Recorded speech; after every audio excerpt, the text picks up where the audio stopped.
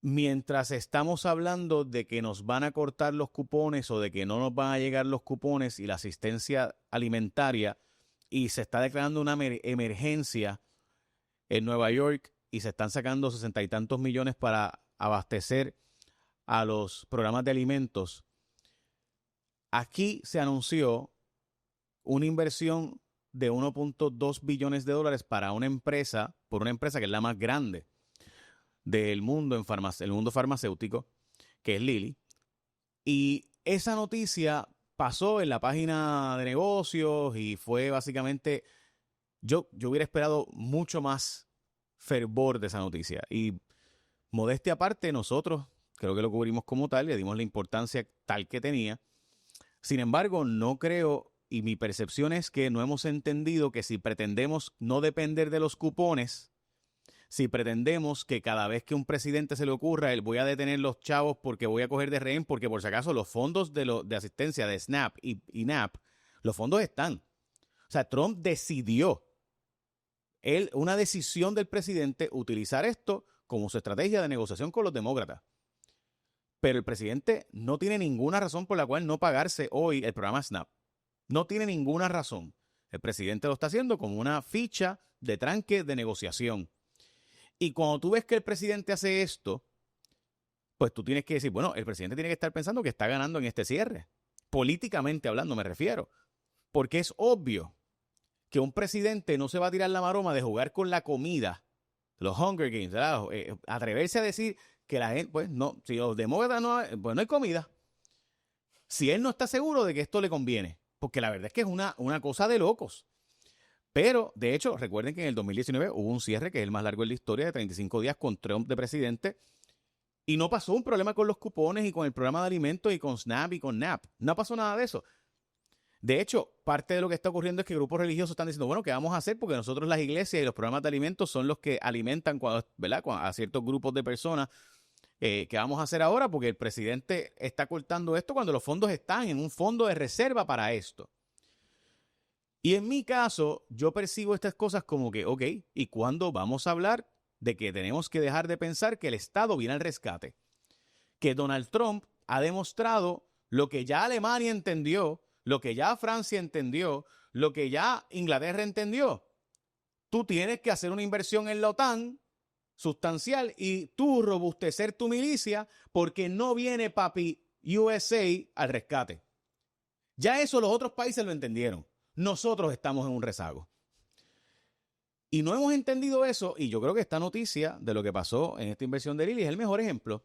Y Eric, cuando te invité a tener esta conversación conmigo, precisamente parte de lo que yo quería hacer era plantear no solamente la poca relevancia que tuvo un anuncio de una inversión como esa, que debería ser una noticia mayor, sobre todo porque esta es la primera, vamos a la próxima, vamos a la próxima, vamos a la próxima. O sea, ya hay 400 billones anunciados. Sino que además de eso, Eric, eh, me parece que seguimos con la tradición de hablar como si el gobierno federal viniera otra vez al rescate y van a seguir los cupones. Como que ¿qué nos pasa? ¿Qué ocurre cuando nosotros no vemos la escritura en la pared? Pues nos coloca en una condición de fragilidad social y política donde nos quedamos como rehenes de acontecimientos como el que estamos viviendo ahora. Es una pena que en nuestra prensa, en los medios, no se haya discutido que el principal oficial de manufactura de Lilly es un puertorriqueño, que es un jibarito graduado del Colegio de Mayagüez. Oye, y uso la palabra jibarito en el buen sentido de la palabra, mucho cariño, con mucho amor. Lo mismo con Amgen. Esteban es una persona graduada del Colegio de Mayagüez, un ingeniero boricua como cualquiera de nosotros que escaló la posición más alta de manufactura dentro de Amgen. Y el impacto de ambas noticias, pero la última de Lilly, que Lilly es la compañía de mayor plusvalía en el mercado de valores de la industria farmacéutica y por mucho relativo al número dos, pues es una pena y da que pensar. Da que pensar porque parece como que en el país este tipo de anuncios de inversiones significativas, dramáticas, mayores, que países como la República Dominicana sueñan con este tipo de inversión, pues aquí en Puerto Rico la tenemos como, pues llegó, pues bien, gracias, no hay ningún problema. No, no es que no hay problema, es que es un problema que no reconozcamos que esta es de las inversiones principales que va a ocurrir en Puerto Rico. ¿Qué ha pasado? Se ha anunciado en Puerto Rico en los últimos años, porque previo a la de Amgen y previo a la de Lilly, era la de Cooper Vision, que lo celebramos, pero Cooper es 400 millones. Aquí estamos hablando de 3 veces la inversión de Cooper Vision. Anteriormente se había celebrado el anuncio de Millicent en Fajardo, una empresa de Irlanda, 45 millones de dólares. O sea, el anuncio de Lilly es como si todos los días hubiera un anuncio. Sí. Y eso se está pues menospreciando, es una pena. Pero también creo que muestra algo de nosotros. Donde si el gobernador de turno o la gobernadora de turno no le da esa importancia, y no estoy hablando de esta gobernadora, estoy hablando del gobierno en general, nosotros en los medios deberíamos sí hacerlo. Sí. Y me parece que, ¿verdad? Y mucha gente va a decir, Jay, pero es que si el gobierno no lo hace, pues porque yo voy a estar aplaudiéndolo. Y yo, bueno, porque si aspiramos a que nuestros jóvenes puertorriqueños regresen a Puerto Rico, si aspiramos a que los jóvenes puertorriqueños que están aquí no se vayan de Puerto Rico, si aspiramos a pagar las pensiones, si aspiramos a pagar, pues gente, con consumo de fondos federales, no lo vamos a lograr. Eso no es desarrollo económico. El consumo, yo he estado escuchando versiones de que vender más productos, latitas de salsa de tomate, más arroz, más habichuelas, eso no es desarrollo económico, eso es consumo, eso es otra cosa. Que de hecho, como sabemos, el problema que tienen ese tipo de empleo es que no paga lo suficiente para el costo de vida que tenemos aquí. So, ¿a qué empleos yo tengo que aspirar? ¿Verdad? Porque yo puedo sí consumir en un restaurante donde la gente gana súper bien, ¿verdad? Si es un nivel de restaurante, ¿verdad? De cierto nivel en adelante. Pero son los menos, porque no hay la cantidad de población con la capacidad económica para poder trabajar o sea, para poder crear ese tipo de empleo en mayor, ¿verdad? En una magnitud sustancial. Entonces, lo que para mí es chocante, genuinamente, es que mientras estamos a un día de que se acaban los cupones, aunque el gobierno local, del fondo de SNAP y PAN, aunque el gobierno local dice que ha logrado conseguir unos fondos para 2 semanas, nosotros no veamos, ok, ¿y qué voy a hacer para dejar de ser un lugar que depende del capricho o del designio de que un sujeto allá en Washington diga, voy a congelar los fondos porque o me das esto o congelo los chavos de la comida de la gente? Independientemente de que sea presidente, porque yo creo que MAGA llegó para quedarse, por si acaso. Yo no creo que esto... Y Donald Trump está dispuesto a jugársela en sus formas de negociar. Y si J.D. Vance también. Y si Marco Rubio también. Entonces, este juego, este nuevo orden mundial, nosotros como que no nos ha entrado. Bueno, Jay, recientemente tú me lanzaste un reto de entender cuáles eran las personas en Puerto Rico que pudieran representar un contacto en Casa Blanca y fueran MAGA para facilitar las inversiones de Estados Unidos a Puerto Rico.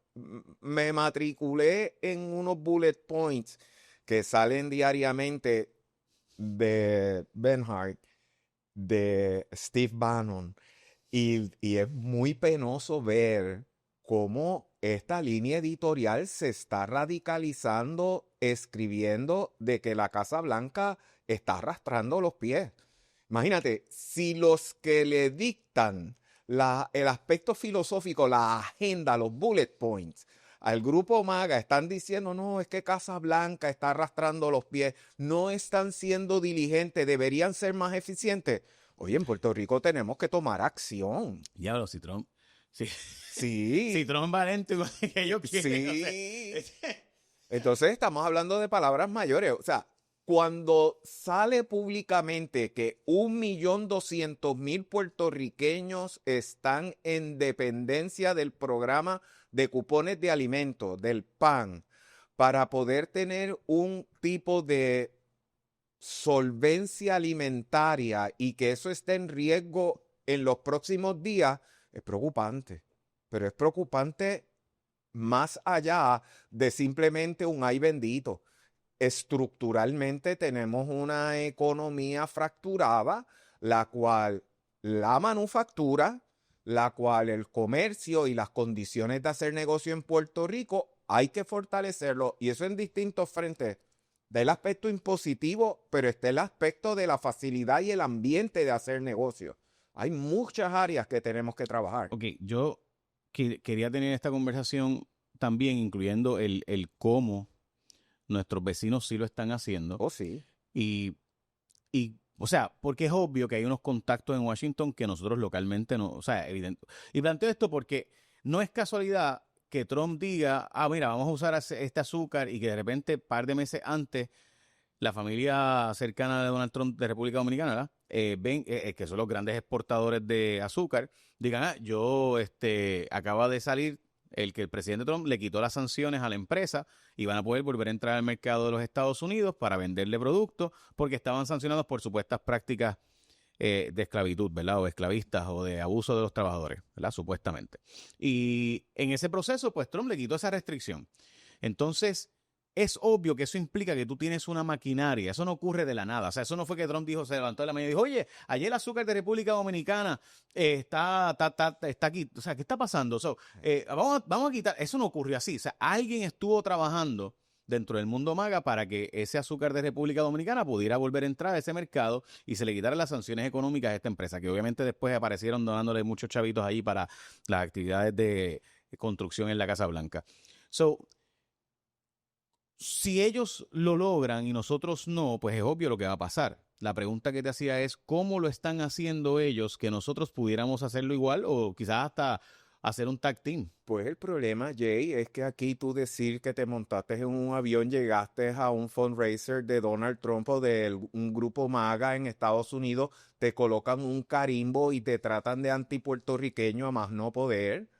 O sea, el proceso político en Puerto Rico se ha radicalizado al punto de que tú tratar de ayudar al país, pero no lo haces de la forma que esta minoría muy vocal en las redes sociales y en los medios, si ellos ven que tú estás atentando contra un sector por simplemente querer ayudar al país, pues eso te pone un freno. O sea, aquí nadie va a poner en riesgo su negocio, su capacidad de crear plusvalía, sus relaciones públicas por ir a un evento. Bueno, ¿qué le pasó al presidente de Goya por haber hecho unas declaraciones a favor de Donald Trump en el 2020, que la comunidad demócrata socialista de Nueva York se le tiró en contra y comenzaron a hacer anuncios en contra de Goya en Twitter, en Instagram, en Facebook, etcétera?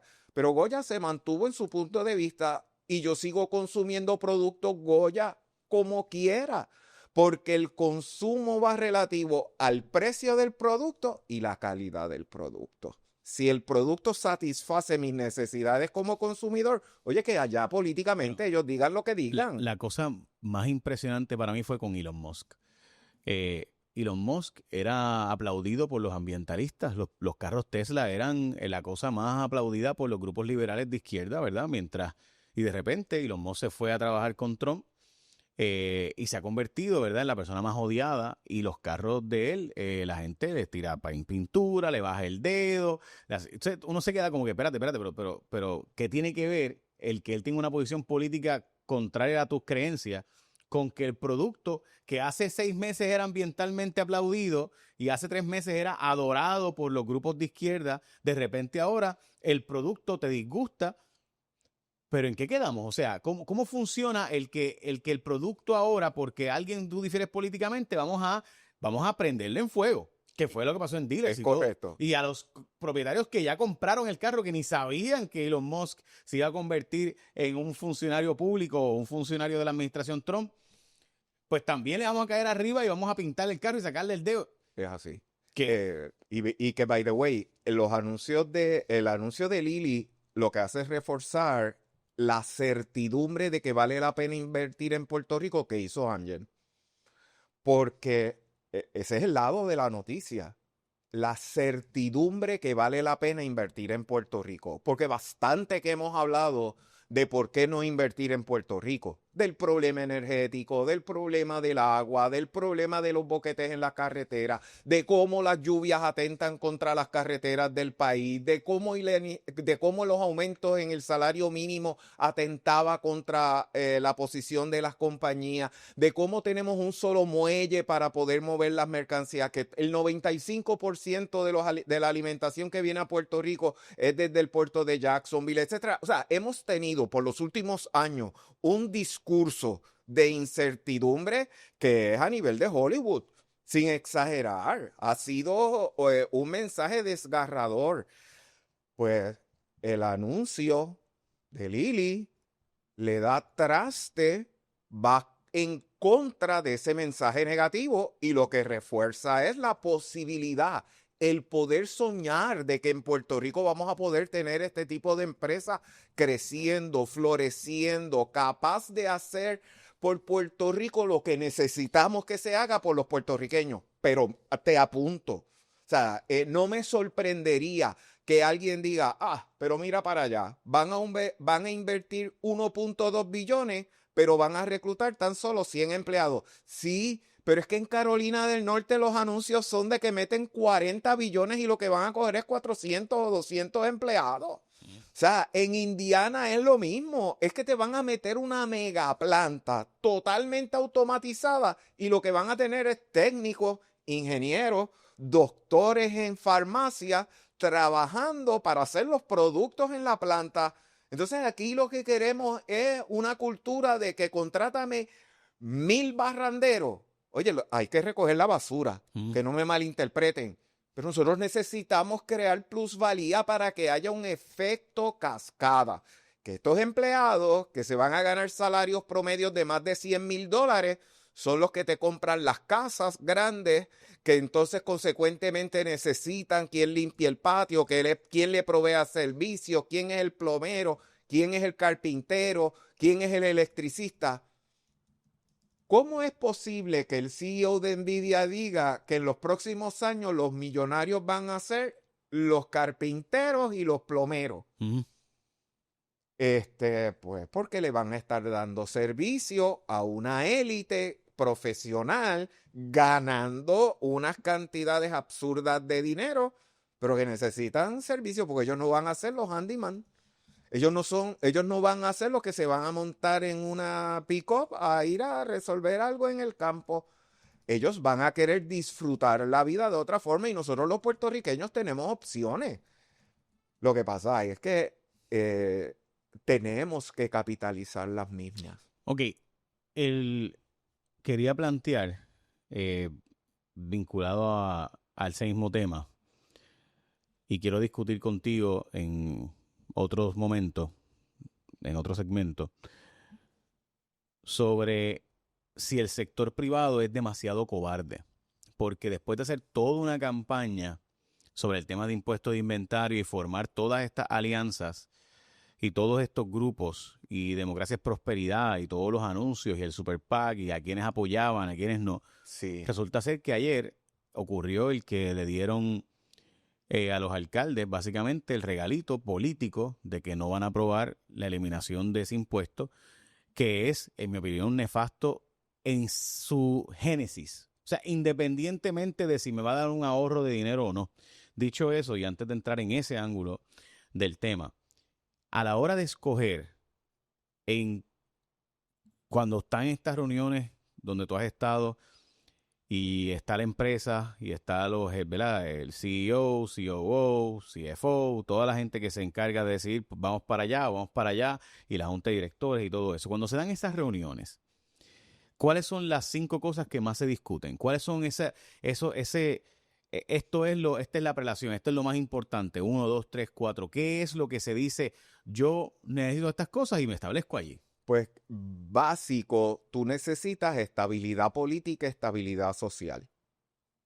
Cuando un site selector va a evaluar si coloca una operación en el estado de Carolina del Norte, Indiana, Texas, en California o en Puerto Rico, no te menciono Hawái,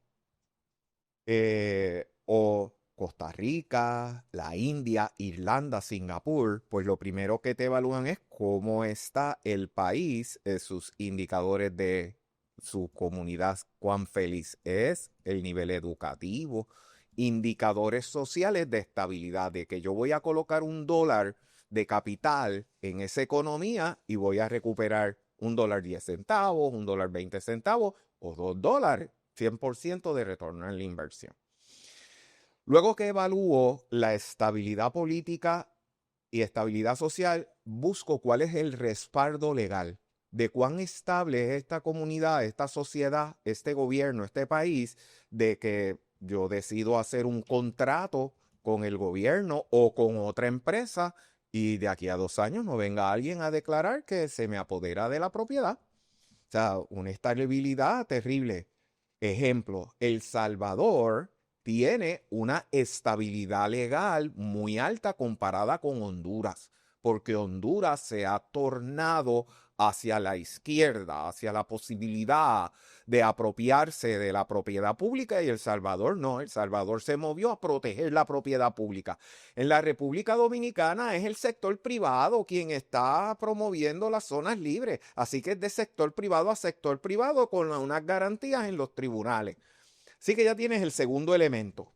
Así que voy a invertir y estoy seguro que es en una sociedad estable, gente tranquila, gente feliz y un sistema legal que me protege, que protege mi propiedad intelectual.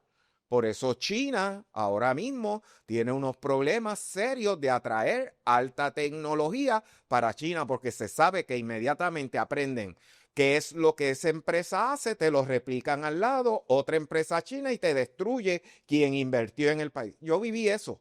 Yo trabajé en una empresa que invirtió $40 millones en una planta en China y a los 2 años hubo que cerrarla y llevar eso a pérdida. Y eso fue terrible.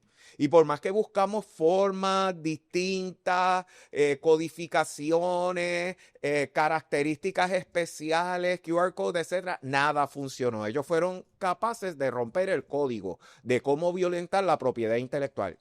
Y no es un mensaje ante China. Es la realidad de negocio de lo que está ocurriendo. Ese respaldo legal existe en Europa y en los Estados Unidos y en ciertos países en Latinoamérica. Yo no te hablo de invertir en Venezuela, sabemos por qué. Yo no te hablo de invertir en Bolivia, sabemos por qué, pero hay que empezar a mirar a Argentina. Y eso es un problema que tenemos en Puerto Rico. Nosotros no somos capaces de mirar más allá de la realidad que está ocurriendo a 10 pulgadas de la nariz de cada uno. Nosotros tenemos ahora mismo que el gobierno de los Estados Unidos está respaldando al gobierno de Milei con el equivalente de lo que la administración Biden le dio de paracaídas para defenderse a Ucrania contra Rusia. Y nosotros estamos viendo que ¿qué estamos haciendo? Pues se le envió una felicitación, muchas gracias, pero yo no veo una agresividad de tratar de entender cómo económicamente nos conviene estar más cerca del gobierno de Milei y cómo ver allí una oportunidad de negocio para empresas puertorriqueñas, o cómo nosotros logramos insertarnos en empresas norteamericanas que puedan invertir en Argentina. Pues ya te hablé de las oportunidades de negocio. Ahora hablamos a los hechos. Si los costos operacionales del país se disparan, no es atractivo. Eric, ¿qué tú quieres decir con costos operacionales? Pues si la energía es tan inestable que me coloque en riesgo la calidad de la producción, pues eso tiene un costo. El yo estar descartando lotes de medicamentos con X probabilidad, y eso se calcula, eso se estima.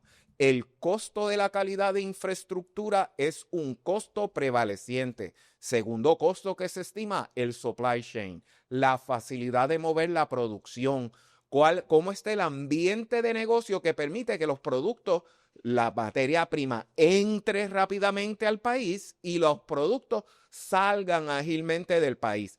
Cuando nosotros empezamos en la República Dominicana en el 1986, un furgón, el primer furgón se tardó 1 mes en entrar al país. Y eso era totalmente inaceptable, porque era equivalente a tú tener que aumentar los inventarios 2, 3 meses simplemente porque entraran, no por el proceso de manufactura. Entramos al detalle, encontramos y aprendimos cómo manejar al personal del puerto en la República Dominicana. Se fue más arriba a explicar que bajo esas reglas no podíamos operar. Usamos al sector privado de la República Dominicana para que colaborara con el sector privado extranjero. Y en la República Dominicana se llegó al punto de que llegaba el muelle al furgón y era minutos, horas para que saliera y llegara a la planta, con una restricción de que iba a llegar un oficial a verificar que lo que decía allí era lo que había, al punto que establecieron oficinas en los parques para agilizar el proceso. Pues cuando tú tienes un país que ve y observa y escucha y está dispuesto a tomar acciones para resolverte los problemas como capitalista y como inversionista, pues es lugar para estar. Singapur. Singapur le enseñó al mundo que antes de que el barco llegara a muelle, ya la mercancía estaba release. Ya la mercancía había cumplido porque le ponía la carga a la firma que entraba los productos al barco y tú me tienes que garantizar, tú me vas a certificar que eso está bien. Yo voy y audito. Si fallas, te multo y te multo en grande. Tú te tienes que garantizar que esto sea correcto. Pues esas son las cosas que se observan. ¿Qué más se observa? ¿Cómo están los salarios que añaden valor? ¿Cuántos profesionales gradúo en las áreas que necesito? Si yo gradúo un montón de PhD en historia y 0 PhD en química, en ingeniería, pues yo no voy a invertir allí. Yo no necesito PhD en historia para establecer una farmacéutica, pero si la universidad o las universidades del país me gradúan altos profesionales capacitados para proveerme las soluciones técnicas que voy a tener en la fábrica, olvídate, invierto porque invierto. Y yo no tengo dudas de que ajustes recientes que se han observado en la Universidad de Puerto Rico, específicamente el recinto universitario de Mayagüez, en intentar ser más ágil para cambiar su currículo y ajustarlo a lo que necesita la industria, pues se está convirtiendo en un atractivo. Y no nos engañemos, las universidades no es para estar regalando títulos universitarios, las universidades es para estar graduando personal capacitado. Y si yo como empresario veo que los jóvenes que me llegan a los internados, y esto es bien importante que los jóvenes lo escuchen, antes de usted graduarse haga sus 6 meses de internado, de plan coop, como se le llame, de lo que sea, pero tenga una experiencia profesional antes de graduarse. Eso le abre un mundo de oportunidades a los próximos que se van a graduar y a la empresa, porque eso le crea la perspectiva a la empresa de que hay capital humano capaz de manejar las tecnologías existentes y las tecnologías futuras. Te comentaba recientemente en el área oeste, el sector aeroespacial. Para ahí vienen cosas bien positivas. ¿Por qué? Pues porque la Universidad de Puerto Rico en Mayagüez, el Colegio de Mayagüez, el impacto que hace dramático en la industria. Y no olvidemos a Collins, a Hamilton Standard en Santa Isabel, que está pues un poquito lejos de lo que es el centro de gravedad de la industria aeroespacial en el área noreste. Collins, yo no tengo duda de que va a haber un impacto grande en esas facilidades, va a haber cosas dramáticas, significativas también, porque la industria aeroespacial en Puerto Rico va a crecer. Fue una pena yo escuchar esta mañana al alcalde de Ceiba hablando con un poquito de incertidumbre, por lo menos a mí no me gustó, relativo a lo que se estuviera haciendo, ¿no?, en Roosevelt Road. Luego como que rectificó, como que vio que quizás se había ido demasiado en la narrativa negativa. Pero si la comunidad de Ceiba no entiende que tú establecer una base de transferencia de moléculas a la base espacial internacional para hacer experimentos y acelerar el descubrimiento de moléculas para la solución de nuevas terapias y bajarlas a Ceiba, a Puerto Rico, y que un laboratorio en Ceiba diga, mira, sí, esto funciona, no funciona. Que la propuesta de esta empresa lo que quiere es acelerar, no por inteligencia artificial, sino por experimentación física de lo que se puede hacer en medicamentos, que es propiedad intelectual generándose en Puerto Rico. Eso va a tener un efecto monumental en nuestra economía. Pero si la preocupación es que el ruido a las 5 de la mañana de un avión o un cohete despegando de Ceiba perturba la paz de los vecinos de Ceiba, pues tenemos problemas. Bueno, es que el alcalde está pensando en ser electo y reelecto, no pensando en el desarrollo económico, y que la gente simplemente va a irse. Porque el problema principal para mí, de nuevo, es cómo retenemos a la gente para que no se vaya y para que regrese lo que se han ido. La gobernadora vetó el proyecto de impuesto de inventario. Y creo que eso demuestra algo que siempre hemos querido no aceptar, pero es la realidad. El sector privado en Puerto Rico había amenazado, había dicho, había desdicho. ¿Qué pasó? Pues porque, Jay, el sector privado tiene que asegurarse que cuando lleve el mensaje tiene que ser con datos. Y eso es tu refrán del día a día e insistes incansablemente. Durante el proceso siempre se habló de que la eliminación del impuesto al inventario era una forma de cómo reducirle un costo al puertorriqueño en su día a día. Pues, y había esa información, había que ponerla en términos de ajo y habichuela. Pues, ¿cuántos centavos va a bajar el precio del arroz y cuántos centavos va a bajar el precio de las habichuelas? Y las contestaciones siempre fueron vagas, no fueron definidas. Aún esta mañana yo escuchaba versiones de que es que eventualmente cuando las empresas evalúen cómo sus costos operacionales se ajustan de los aumentos de la luz, lo que pasa con el agua, lo que pasa con los salarios, y un elemento a considerar es el impuesto al inventario, pues si todo lo demás sube, pues no subió más. Pues no es que los precios iban a bajar. Y ese discurso es bien peligroso porque cuando Pierluisi habló de aumentar los salarios, el sector privado, incluyéndome yo, porque esto yo lo dije, yo reclamé que eso era detrimental y que iba a causar una reducción del total de empleo en Puerto Rico. Y la realidad ha sido todo lo contrario. El total de empleo en Puerto Rico ha aumentado. Hay empresas que se han tenido que mover a ofertar posiciones más altas que el salario mínimo. Y entonces el discurso se quedó vacío. El discurso se quedó en nada. Y no puede ser. Mira, se eliminó el costo de inspección de los furgones. ¿Cómo eso se ha traducido de reducción de precios a los consumidores? Es que se sabía que el impacto iba a ser cero. ¿Por qué?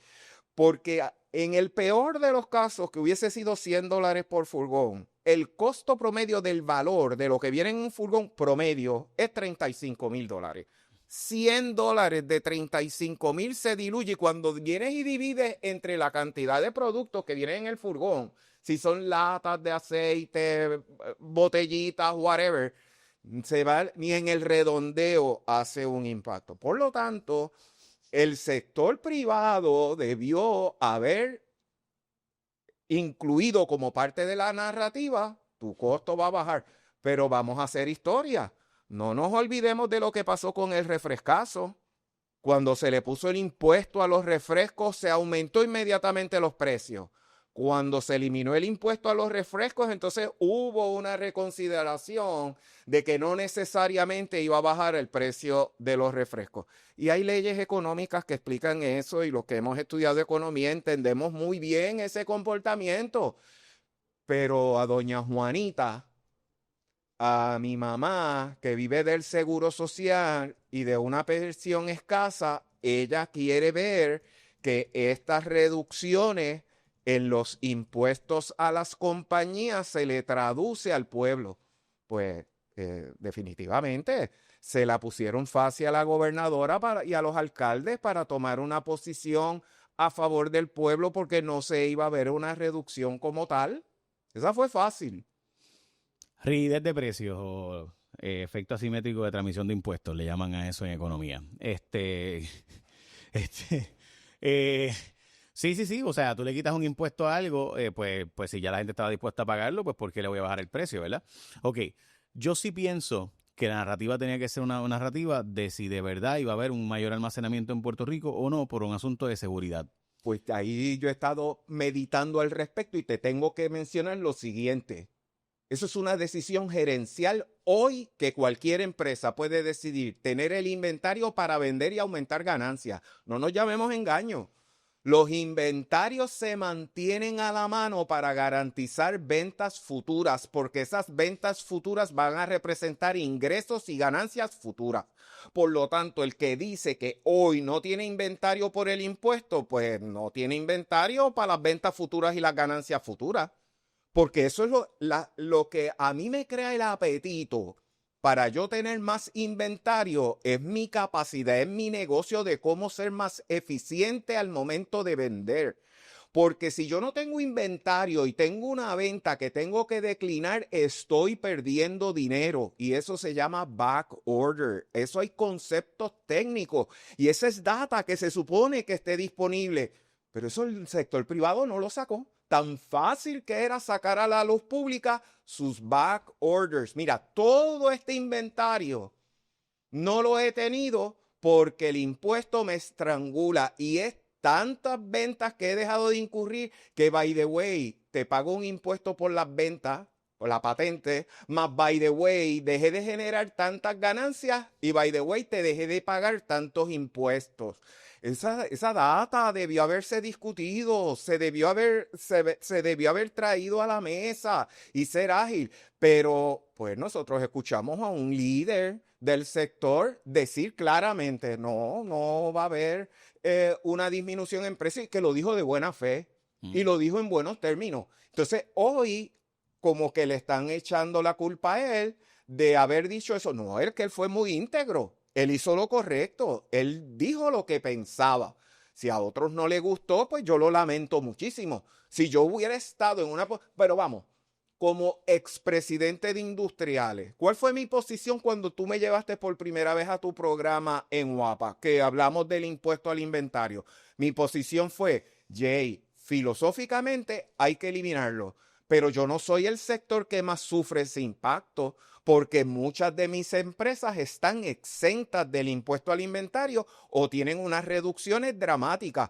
Pero para los trabajadores, la posibilidad de que los precios se ajusten es un factor motivador bien grande, y hay que velar por la clase trabajadora, por esta clase media de Puerto Rico. Hay que ayudarlos.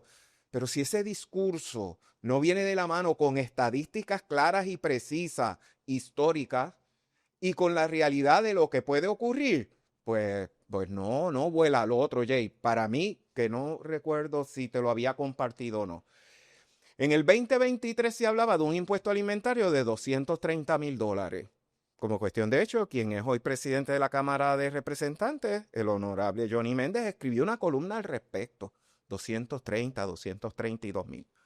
2 años después se habla de 310,000, 315,000, 314,000. Un 34% de aumento de una base de recaudo, y se le atribuye a la inflación. La inflación de Puerto Rico no ha sido 15% anual, o lo ha sido en los productos que se almacenan. Entonces, si hemos tenido una inflación tan fuerte, y es la razón por la cual ciertos miembros del sector privado dicen, mira, un churrasco antes costaba $22, ahora cuesta $34 servido en plato en un restaurante. Pues mira, sí me hace muchísimo sentido que aquí la inflación ha sido mucho más alta de lo que se ha estado discutiendo. Pues entonces yo tengo problemas, porque cuando yo voy a las estadísticas, eso no es lo que se está reflejando.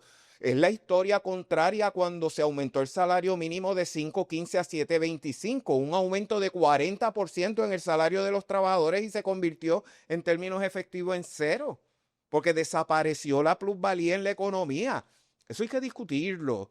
Y el sector privado tiene que tomar un rol educativo bien fuerte, de la misma forma como se creó el Super PAC de Democracia es Prosperidad, y se impulsó a unos legisladores, se apoyó a un sector político para adelantar la agenda del sector privado, pero no se puede quedar allí, hay que sacar todas esas estadísticas a la calle, hay que educar a la gente para que entiendan fehacientemente y asuman unas posiciones bien fuertes de por qué hay que apoyar las medidas que se presentan.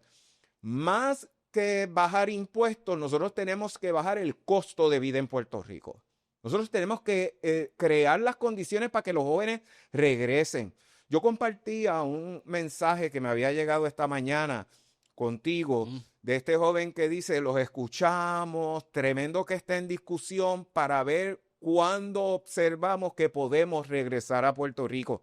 Ese mensaje es tesoro para mí, porque los jóvenes están observando a Puerto Rico con la aspiración de regresar a su casa, de regresar a sus pueblitos y seguir invirtiendo en Puerto Rico. Por lo tanto, nosotros, los que estamos en el micrófono, estamos llamados a pasar un mensaje claro y diáfano.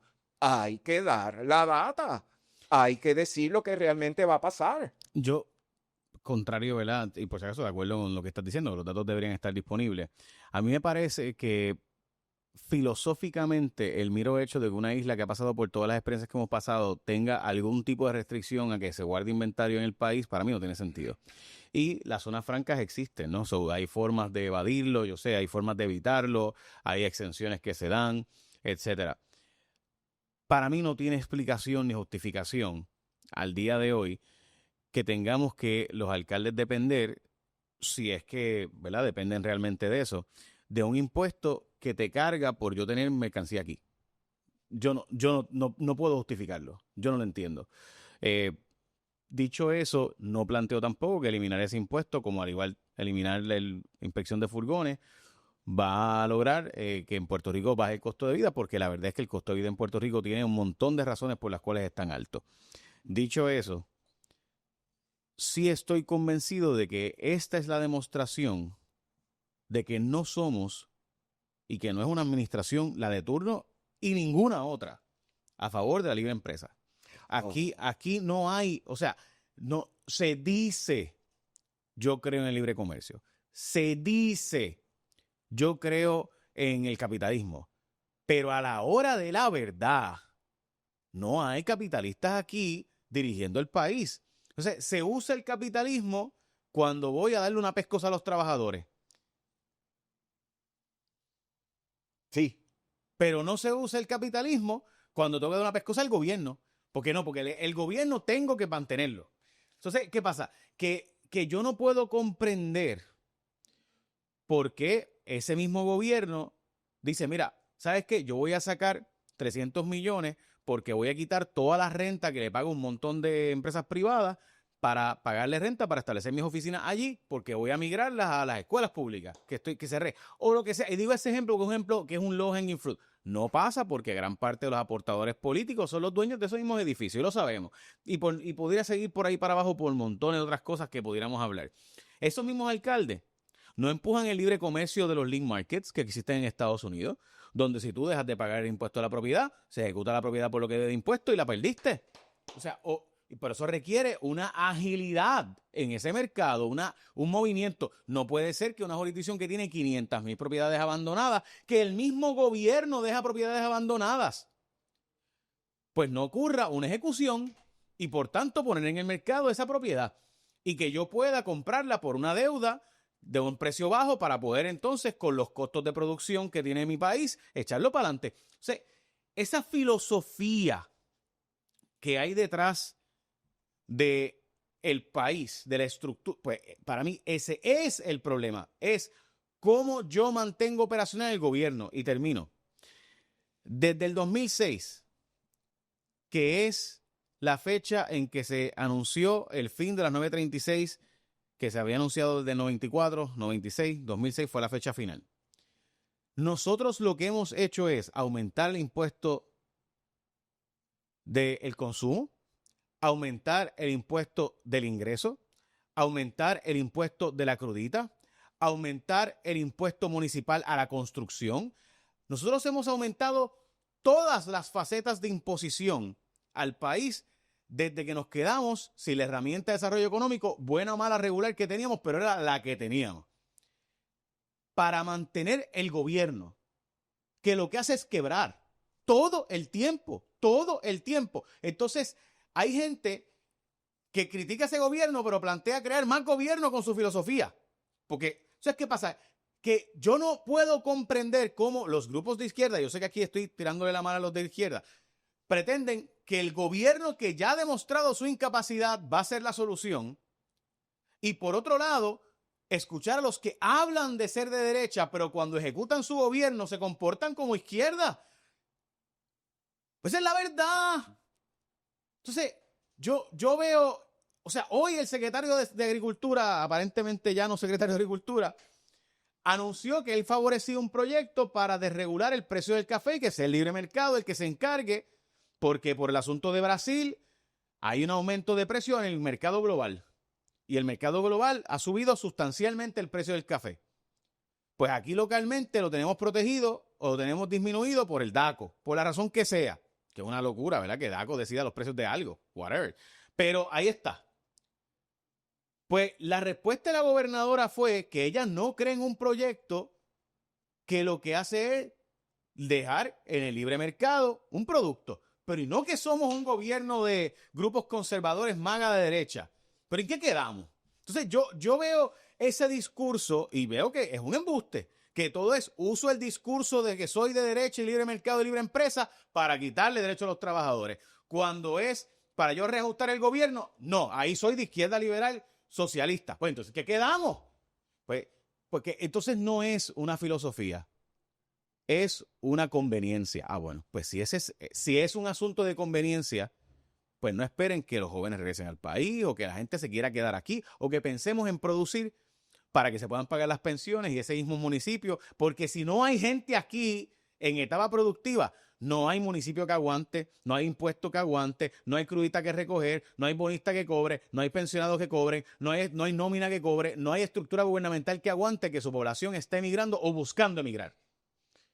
Nada, esos son mis 20 pesos sobre el tema. El CHIPS Act de Biden planteaba un escenario de cómo traer en el nearshoring, reshoring, traer producción a nuestra zona y traer diferentes tipos de infraestructura crítica, productos críticos, productos indispensables para los Estados Unidos.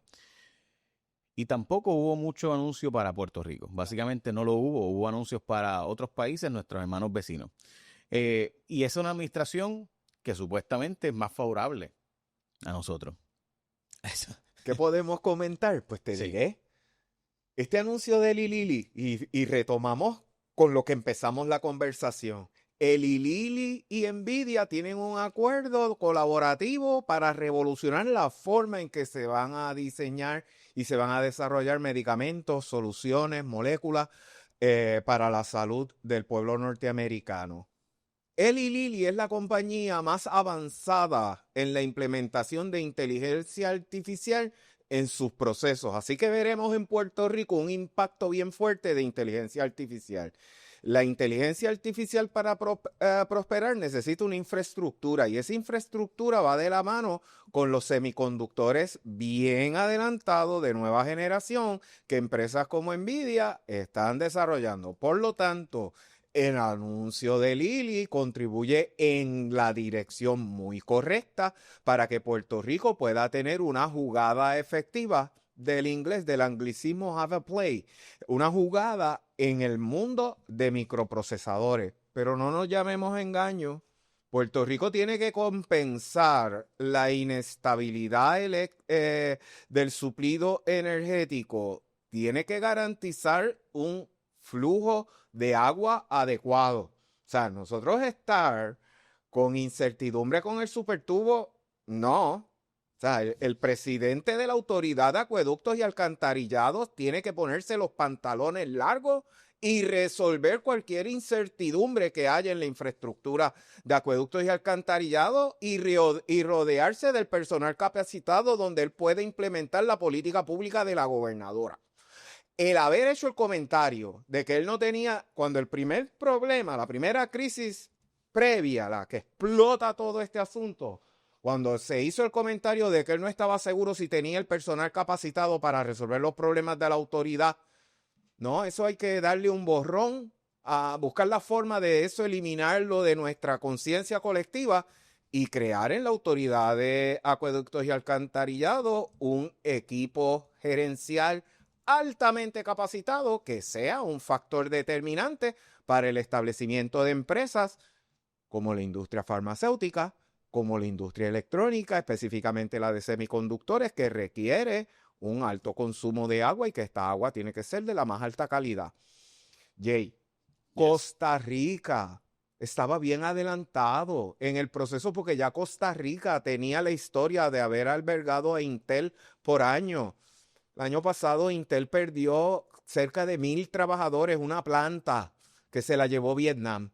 Así que el concepto de reshoring, nearshoring, China Fire, Puerto Rico Hire, yo le pongo un asterisco porque si Costa Rica, que tiene costos operacionales más bajos que Puerto Rico, no pudo competir con Vietnam y Vietnam no está a 2 minutos de Los Ángeles, hay que pasar el Pacífico, que tiene unas complicaciones de supply chain, pues nosotros tenemos un reto. Es posible el que el Lili esté ahora jugando fuertemente en Puerto Rico, va a ser un factor muy positivo para cualquier avanzada que tengamos en esa área. Yo lo veo optimísticamente. Me gusta. Eric, gracias por estar conmigo. Gracias, volveremos a hablar nuevamente. A la orden.